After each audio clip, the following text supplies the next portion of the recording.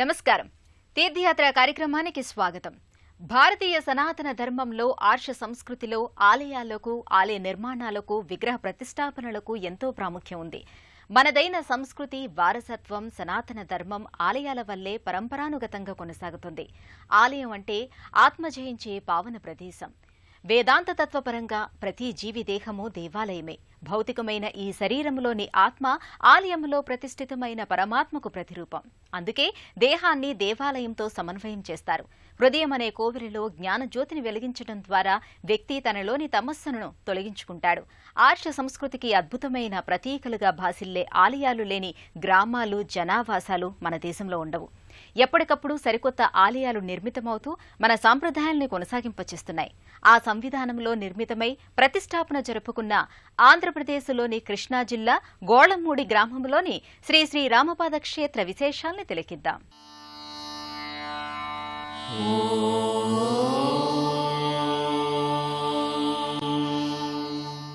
ఎవరి నామం పరమ పావనమైనదో, ఎవరు సర్వులను రంజింపచేస్తారో, ఎవరు మూర్తీభవించిన ధర్మస్వరూపుడో, మర్యాద పురుషోత్తముడో, శక్తిశీలులచే పరిమళించే మంగళాకారుడో అతడే శ్రీరాముడు.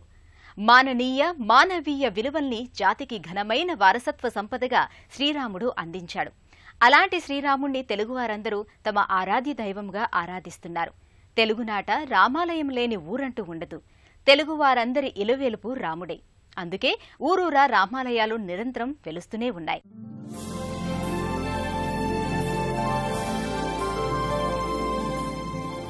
శ్రీరామ రామ రామేతి రమే రామే మనోరమే సహస్రనామ తత్తుల్యం రామనామ వరాననే. అతి రమ్యమైన నామం శ్రీరామనామం. నమఃశివాయ అనే పంచాక్షరి, ఓం నమో నారాయణాయ అనే అష్ట్యాక్షరి మంత్రాల మేలు కలయిక శ్రీరామనామం. రామకథను ఎన్నిసార్లు విన్నా, శ్రీరాముడిని ఎన్నిసార్లు తలుచుకున్నా, ఎన్ని రామాలయాల్ని దర్శించినా తనివి తీరదు. శాంతి కుసుమాలు వెల్లివిరుస్తాయి. ఆ ఆకాంక్ష కోసమే ఆంధ్రప్రదేశ్ రాష్ట్రం కృష్ణా జిల్లా నందిగామ మండలంలోని గోళ్లమూడి గ్రామంలో ఇటీవల శ్రీరామాలయం, శ్రీ సీతా లక్ష్మణ ఆంజనేయ స్వామి విగ్రహాకృతులు, శిఖరం, జీవధ్వజస్తంభం, బలిపీఠాల్ని ప్రతిష్టాపన చేశారు.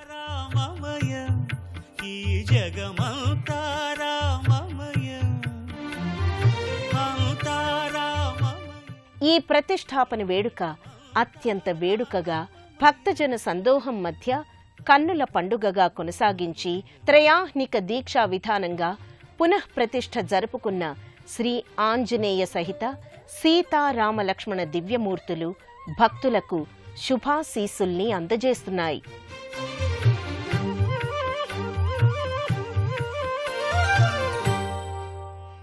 శ్రీరాముడు వనవాసంలో భాగంగా ఉత్తర భారతదేశం నుంచి దక్షిణ పథానికి సంచరించాడు. అందులో భాగంగా దండకారణ్యంలో పయనిస్తుండగా ఓ భారీ రాయి శ్రీరాముని పాదానికి తాకింది. వెంటనే ఆ రాయి నాతిగా అంటే స్త్రీగా మారింది. ఆ స్త్రీమూర్తే అహల్య. రాతిని నాతిగా చేసిన శ్రీరామ పాదస్పర్శ సోకిన దివ్య ప్రదేశంగా గోళ్లమూడిని ప్రస్తావిస్తారు. రాముని కాలిగోళ్లు రాతిని తాకిన ప్రదేశం కాబట్టి ఇది గోళ్లమూడి అయిందంటారు.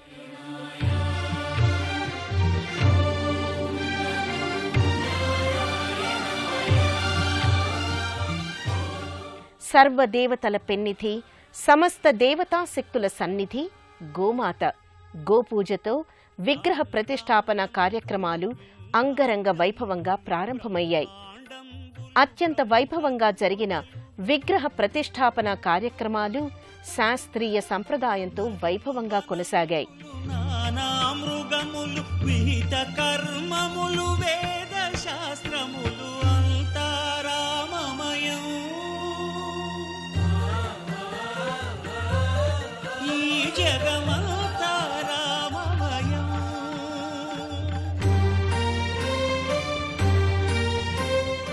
కోవెల అంటే భగవంతుడి నివాస స్థలం, భగవంతుడికి కేటాయించిన కట్టడం. ఆ కట్టడంలో భగవత్ స్వరూపం ఉంటుందని, ఆ స్వరూపాన్ని సందర్శించడం, సాక్షాత్కరింపజేసుకోవడం కోసం భక్తులు ఆలయాన్ని దర్శిస్తూ ఉంటారు. ఆలయంలోని ప్రతిమే కాదు, సంపూర్ణంగా ఆలయమే భగవత్ స్వరూపం. ఆలయం దేవ శరీరభూతం అని మన ధార్మిక గ్రంథాలు కీర్తించాయి. ఆలయం భగవత్ రూపానికి సంకేతమై నిలుస్తుంది. కాబట్టి ఆ ఆలయంలో నెలకొల్పే విగ్రహాకృతుల ప్రతిష్టాపనకు ఎంతో వైశిష్ట్యం ఉంటుంది. ఆ వైశిష్ట్యం ఆగమశాస్త్ర రీత్యా నిర్వహించే ప్రతిష్ఠ వేడుకల ద్వారా ప్రస్ఫుటమవుతుంది.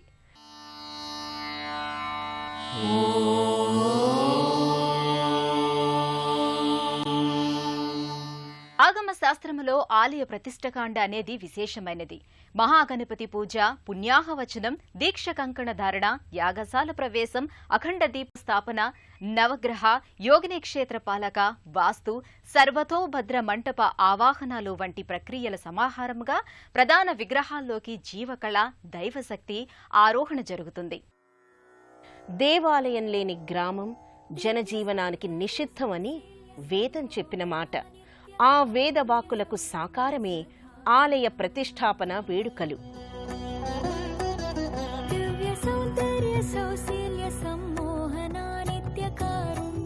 ఆగమశాస్త్రం రీత్యా ఆలయాల నిర్మాణాలు కొనసాగుతాయి.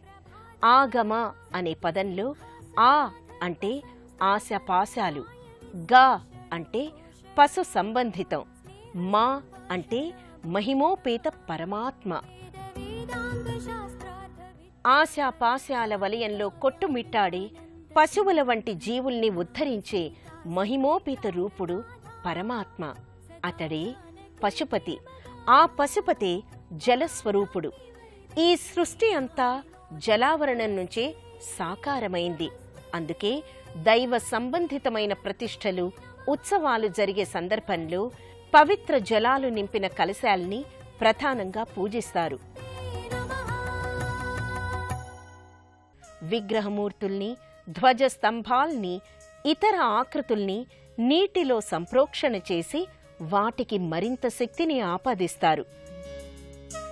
గోళ్లమూడి శ్రీరామాలయానికి సంబంధించిన విగ్రహాల్ని సైతం స్థానికంగా ఉన్న ఏటి నీటిలో సంప్రోక్షణ చేశారు.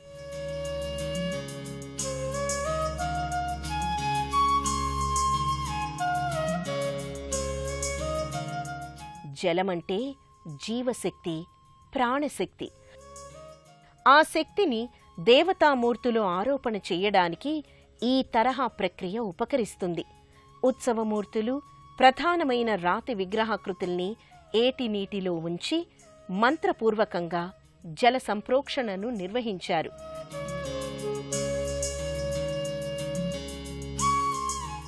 వివిధ వాహనాలపై విగ్రహాకృతుల్ని ఉంచి ఊరేగింపుగా మళ్లీ ఆలయ ప్రాంగణానికి ఆ పవిత్ర మూర్తుల్ని తరలించారు.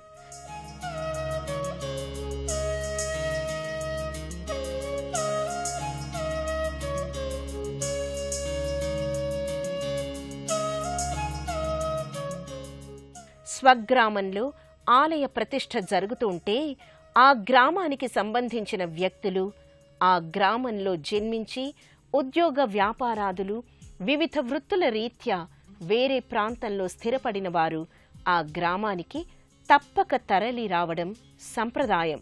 ఆ సంస్కృతి ఈ గ్రామంలో కూడా కొనసాగింది. గ్రామస్థుల సహకారంతో, ఆధ్యాత్మిక స్ఫూర్తితో ఆలయ లోగిలిలో విగ్రహ ప్రతిష్టాపన వేడుక నేత్రపర్వంగా విలసిల్లింది. భౌతికమైన ఈ శరీరంలో దేదీప్యమైన ఆత్మ నెలకొని ఉన్నట్టు ఆలయంలో కూడా భగవంతుడు కొలువుదీరి ఉంటాడు. ఇదే భావనను స్కందోపనిషత్ వివరించింది. శరీరం ఓ శకటమైతే ఆ శరీర శకటాన్ని నడిపే సారథి పరమాత్మ. ఆ పరమాత్మను దేహమనే ఆలయంలో దర్శించుకోవాలి. అందుకే జీవులనే భక్తులందరూ తమ మనోభావాల్ని, ఆత్మ సమాహారాల్ని ఆవిష్కరిస్తూ వివిధ ప్రక్రియల నేపథ్యంగా ఆలయంలో ప్రతిష్ఠించే విగ్రహాకృతుల్ని పూజిస్తారు. దేహో దేవాలయః ప్రోక్తో జీవో దేవః సనాతనః. శరీరంలో జీవుడు శాశ్వతం కాదు, ఆత్మే నిత్యం. ఆ ఆత్మను నిత్యం పరమాత్మతో సమన్వయం చేసుకోవాలి. ఆ అన్వయ పరంపరకు పూర్వరంగంగా పలు ఆరాధనా ప్రక్రియలు ప్రతిష్టాపనా వేడుకల్లో కొనసాగుతాయి. మామిడాకుల తోరణాలు, మంగళ వాయిద్యాలు, వేద మంత్రాలు, భక్తుల జయ జయధ్వానాల నేపథ్యంగా విగ్రహాకృతులకు అభిషేక వేడుక కొనసాగుతోంది. వివిధ ఫలరసాలు, కుంకుమోదకం, హరిద్రోదకం, గోక్షీరం, కొబ్బరి నీరు, సుగంధ జలం ఇలా ఎన్నో ద్రవ్యాలతో మూల విరాట్ స్వరూపాలకు పూర్వ అభిషేక సంవిధానాన్ని నిర్వహిస్తున్నారు. అభిషేకం అంటే అంతరార్థాల సమ్మేళనం. దైవం ఇచ్చిన వివిధ ద్రవ్యాల్ని కృతజ్ఞతతో ఆ దైవానికే సమర్పించడం అనేది అభిషేక వేడుక పరమార్థం. ఆ సంవిధానంలోనే ఈ ఆలయ లోగిలిలో అభిషేక వేడుక, నవధాన్య సమర్పణ వంటి ప్రక్రియల్ని నిర్వహించారు.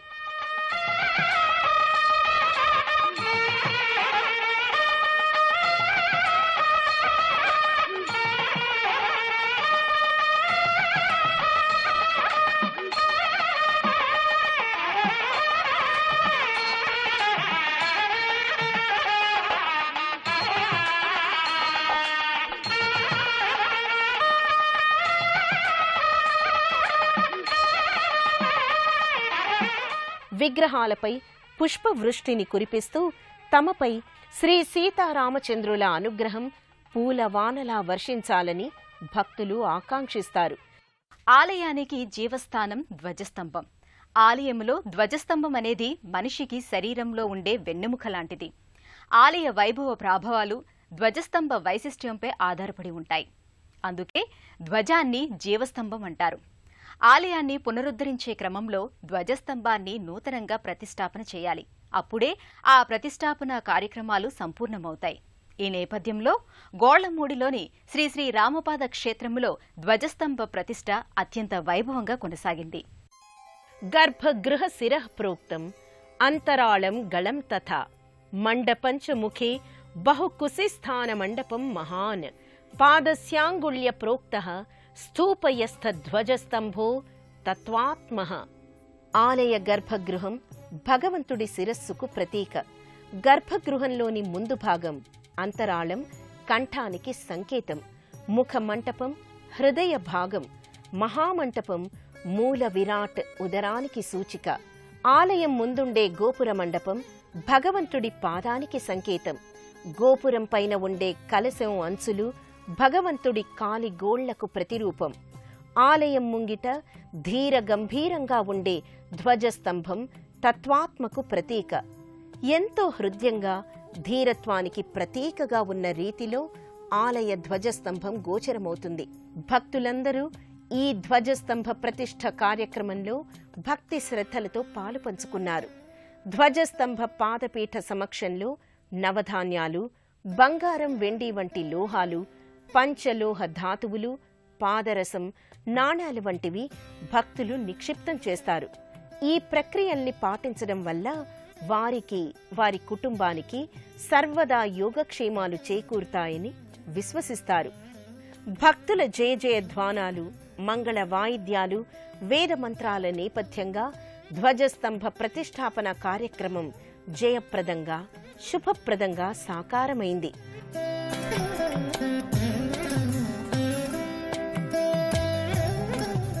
ధ్వజస్తంభం అనేది సకల దేవతల ఆహ్వానానికి సంబంధించిన ఉపకరణం. అందుకే బ్రహ్మోత్సవాల సందర్భంలో ధ్వజారోహణ ప్రక్రియను నిర్వహిస్తారు. అందరి హృదయాల్లో ఉండి జీవాత్మల్ని ఆహ్లాదపరుస్తాడో అతడే అమృతుడు, అంతర్యామి అని బృహదారవ్యాకోపనిషత్ పేర్కొంది. ఆ అమృత స్వరూపుడు భారతీయ ఆర్ష సంస్కృతికి విరాట్ పురుషుడు శ్రీరాముడు. వ్యక్తి ధర్మానికి, రాజధర్మానికి శ్రీరాముడు ప్రతీక. అలాంటి శ్రీరాముడిని విగ్రహాకృతిగా సీతాలక్ష్మణుల సమన్వితముగా గోళ్లమూడి శ్రీ శ్రీ రామపాద క్షేత్రంలో సాకారమయ్యాయి. అనంతమైన చిదాత్మయైన ఏ పరబ్రహ్మంలో యోగేశ్వరులు సదా ఆనందంగా ఉంటారో ఆ పదమే రామనామం అని బృహన్నారదీయంలో నారద మహర్షి పేర్కొన్నాడు. ఇంతటి విశిష్ట దైవతమైన శ్రీరాముడు సీతా, లక్ష్మణ, ఆంజనేయ మూర్తుల సమన్వితంగా గర్భాలయంలో సర్వాలంకార శోభితుడై సుప్రతిష్ఠుడై ఉన్నాడు. ఆలయంలో విగ్రహ ప్రాణ ప్రతిష్ఠ, కుంభాభిషేకం, ధ్వజస్తంభ ప్రతిష్ఠ పూర్తయ్యాక గర్భగృహ విగ్రహాకృతులకు, పరివార దేవతామూర్తులకు నిత్య పూజలు ప్రారంభమవుతాయి. గోళ్లమూడి రామాలయంలో దివ్య మంగళమూర్తుల ప్రతిష్ఠానంతరం తొలి పూజలు ప్రారంభమయ్యాయి. మంగళ నీరాజనంతో భక్తులకు మూలవరుల్ని అర్చక స్వాములు దర్శింపజేశారు.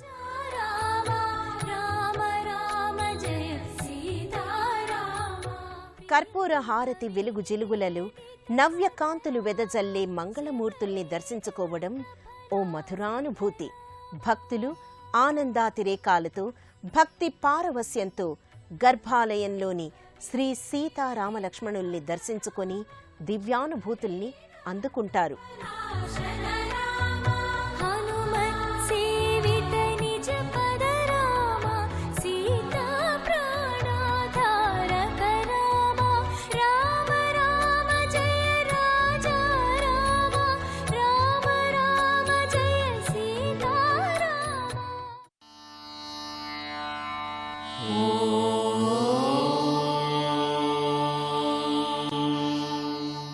నాట శ్రీ సీతారామ కళ్యాణ వైభవానికి ఎంతో వైశిష్ట్యం ఉంది. పెళ్లంటే రాములోరి పెళ్ల అనే సాంప్రదాయం ఉంది. సీతారామ కళ్యాణం ఓ ఆనందార్ణవ సన్నివేశం. ముత్యాల తలంబ్రాలతో మురిపెంగా, ముగ్ధ మనోహరంగా పరిడవిల్లే ఘటం. ఆ మాధుర్య విశేషం గోళ్లమూడి శ్రీ శ్రీరామపాద దివ్య సన్నిధిలో సాకారమైంది. జగదానంద కారకుడైన జగన్నాథుడు శ్రీరాముడికి కోమలాంగి, లోకపావని అయిన సీతా మహాసాధ్వికి జరిగే కళ్యాణ వేడుక ఆశాంతం, మధుర మనోహరం.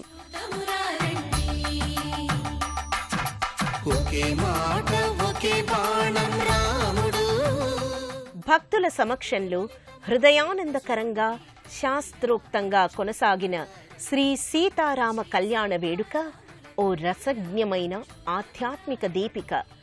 మంగళకరమైన ఆ దివ్య దంపతుల అనుగ్రహాన్ని అందుకోవడానికి కళ్యాణోత్సవం ఓ అపురూప సందర్భం, పావనకర తరుణం.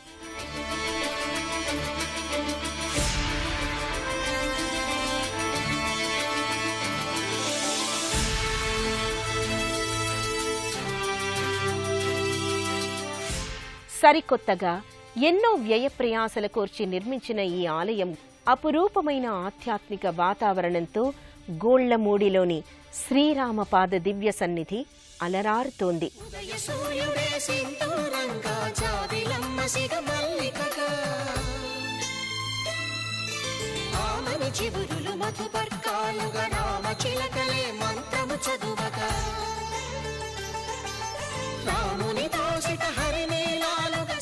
గోళ్లమూడి శ్రీరామపాద క్షేత్రంలో జరిగిన ప్రతిష్ఠాపన వేడుక దర్శనం భక్తులందరికీ ఇహపర శ్రేయోదాయకం. భద్రం అంటే శుభం, శ్రేయం, క్షేమం, మంగళం. అలాంటి ఎన్నో భద్రాల్ని అందించే దైవం రామభద్రుడు. మూర్తిభవించిన ధర్మస్వరూపుడైన శ్రీరాముడు ఆర్షధర్మానికి ఆరాధ్యమూర్తి. జగదాభిరాముడిగా, జయదాయకుడిగా శ్రీరాముడి మూర్తిమత్వం ఆచంద్ర తారార్కం. అలాంటి శ్రీరామచంద్రుడికి ప్రణామాల్ని సమర్పిద్దాం. మరో తీర్థయాత్రలో మళ్లీ కలుసుకుందాం. అంతవరకు సెలవు. నమస్కారం.